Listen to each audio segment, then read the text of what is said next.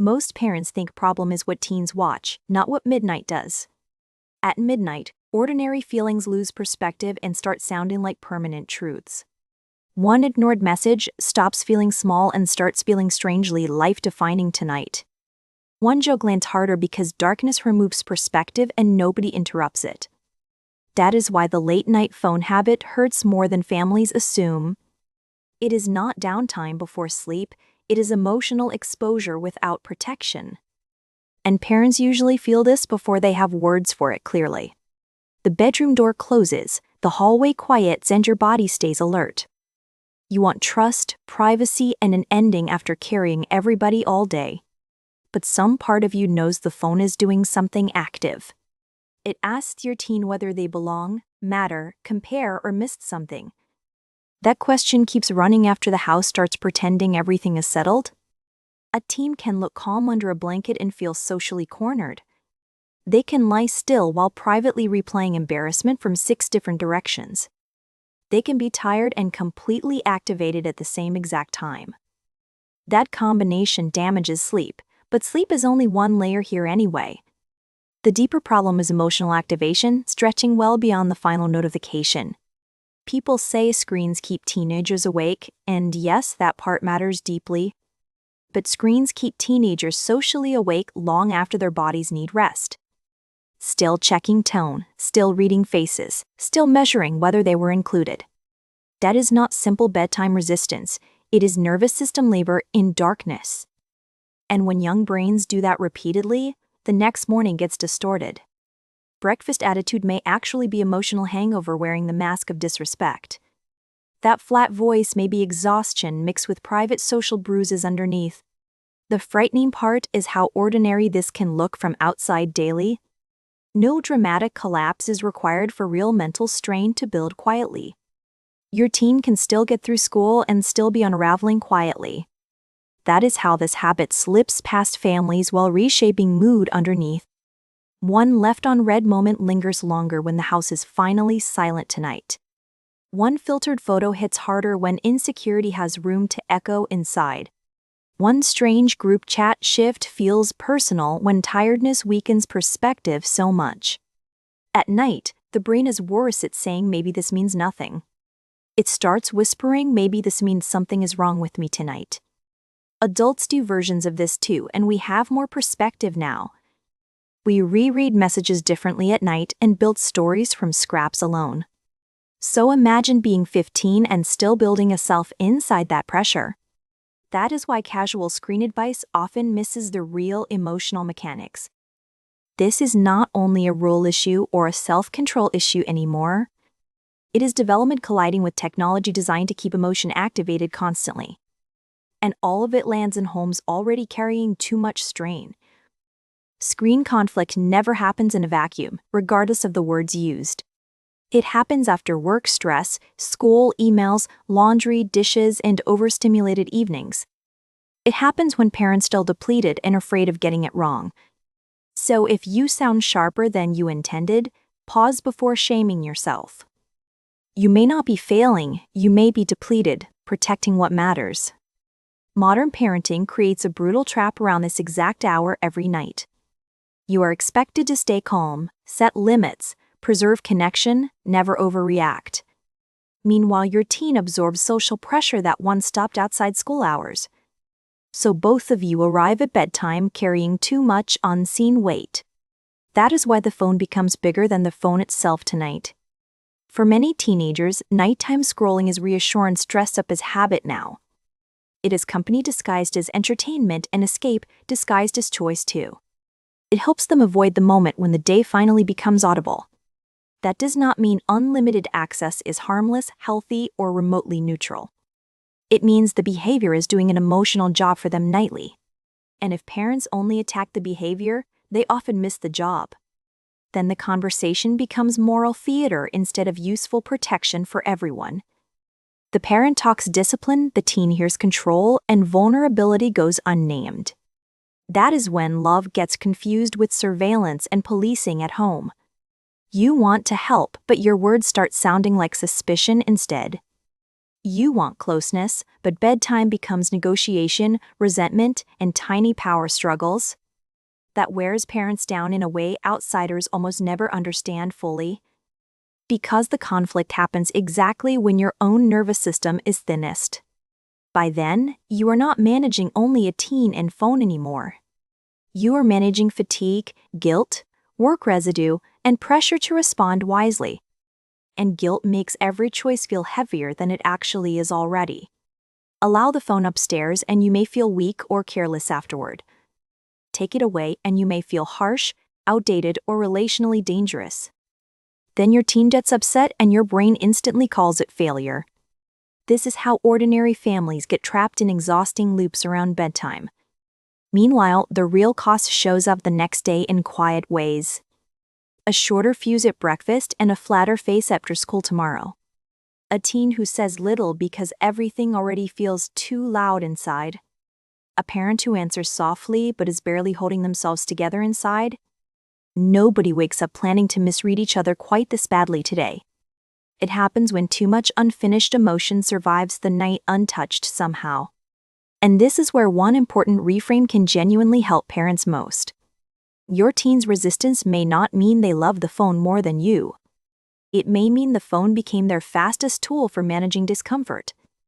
Discomfort about belonging, loneliness, self-doubt, boredom, or feeling emotionally unanchored after dark. If that is the job the phone is doing, rules alone struggle. Rules matter, but rules without replacement often create secrecy, not regulation either. The charger moves downstairs, but the anxiety stays right where it was. Then parents think the rule failed when the nervous system stayed overwhelmed. That does not mean you need some flawless therapeutic response every evening. Most parents are far too tired for that, and pretending deepens shame. It means you need one honest layer beneath the boundary right there. Something that says you understand the pressure without surrendering the limit completely. Sometimes that sounds like nights make feelings bigger and minds need protection. That lands differently than saying you're addicted to your phone already. One sentence feels safe enough to hear when already feeling exposed emotionally. The other triggers defense before the conversation even truly begins for them. Teenagers care deeply about dignity, especially when social life already feels fragile. Once shame enters the room, learning usually leaves through the back door. So a useful goal is less accusation and more accurate naming tonight. Not what is wrong with you lately, and why are you even possible. More like I think nights are getting heavy on your mind lately. That kind of language lowers defensiveness without watering down the concern itself. It says I am noticing your struggle, not building a case here. And noticing matters more than parents sometimes realize in these exact moments. Many teenagers do not need lectures first, they need help seeing patterns. Some have never connected bedtime scrolling with next-day irritability or numbness before. Some only know they feel wired, restless, empty, and oddly ashamed afterward. When parents name the pattern without contempt, honest conversation becomes possible again. Another useful shift is refusing to make bedtime the first connection point. If the only emotional conversation happens during phone conflict, tension wins anyway. Talk earlier when nobody feels cornered and the house is less crowded. You might learn that nights feel socially risky in ways you missed. You might hear group dynamics change fast and missing messages feels costly. You might discover the phone is filling loneliness your teen cannot describe. Those details matter because they tell you what support actually fits here. Maybe your teen needs help unwinding after friendship stress before sleep begins. Maybe they need a predictable ritual that makes the day feel finished. Maybe they need 10 quiet kitchen minutes with no lesson attached tonight. Maybe they need dim lights, music, a shower, and distance from comparison. None of that sounds dramatic, and that is exactly why it helps. Mental health is often protected by ordinary things repeated consistently enough daily. Not perfectly, just consistently enough to lower the emotional temperature each night. Parents need to hear that because perfection is quietly crushing them lately. One missed night becomes proof that you cannot do this well alone. One bad argument becomes evidence that connection has permanently cracked open somehow. One eye roll becomes a verdict on your entire parenting identity overnight. But exhaustion lies loudly, especially after dark and especially to parents everywhere. It turns difficult patterns into permanent verdicts and momentary setbacks into prophecies.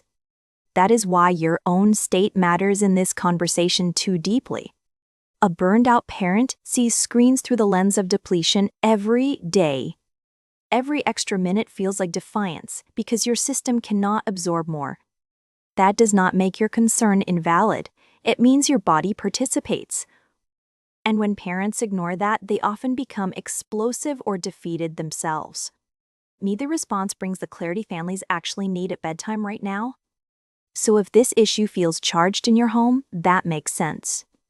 You are not only confronting technology when the lights go low tonight, you are confronting family overload at the point of lowest capacity daily. Too much stimulation, too much access, too much comparison, too many decisions. All landing when everyone should already be emotionally coming down for sleep. Of course, evenings feel fragile and easy to derail quickly at night. Of course, teens cling harder to the thing promising quick relief tonight. Of course, parents feel torn between empathy, fear, and plain exhaustion daily. That does not mean the situation is hopeless or uniquely yours forever. It means the first relief is naming the problem clearly and accurately. Not my child is impossible, and not I have ruined everything here. More like my teen carries social pressure into bed and the phone keeps it alive. That frame creates room for wiser action and far less shame overall. Then you can ask better questions with a steadier voice at night. What usually happens right before the scrolling really starts each night exactly? What feeling the phone is interrupting, numbing, postponing, or helping them escape? What part of nighttime feels hardest to face without that distraction alone? What boundary protects sleep without turning your house into a courtroom nightly? Those questions move families forward because they respect reality and relationship together. They do not excuse the habit, but they explain why fixes fail. An explanation is not the enemy of accountability inside families at all. Explanation is often what makes accountability possible without humiliation or collapse later. When teens feel seen, they fight less to defend themselves so hard. When parents feel less ashamed, they hold limits more steadily and kindly. Daddedness matters more than dramatic speeches or perfectly worded house rules. Small, calm changes usually outperform big panic changes almost every single time. So maybe tonight the goal is not total victory over screens anymore. Maybe the goal is one calmer boundary and one more curious conversation. Maybe it is noticing when your teen disappears emotionally behind the glow. Maybe it is noticing when you become sharp because you are spent. That awareness is not small, it is the beginning of clarity today. Because the late-night phone habit is rarely only about screens anymore either. It is about vulnerability, overstimulation, belonging, and carrying pressure after dark daily. And once you see that clearly, guilt loosens its grip somewhat too. You are not weak for finding this hard inside your own home. Your teen is not broken for struggling with things that hook vulnerability. You are both responding to a system that asks too much daily. If this felt familiar, tell me what evenings have felt like lately.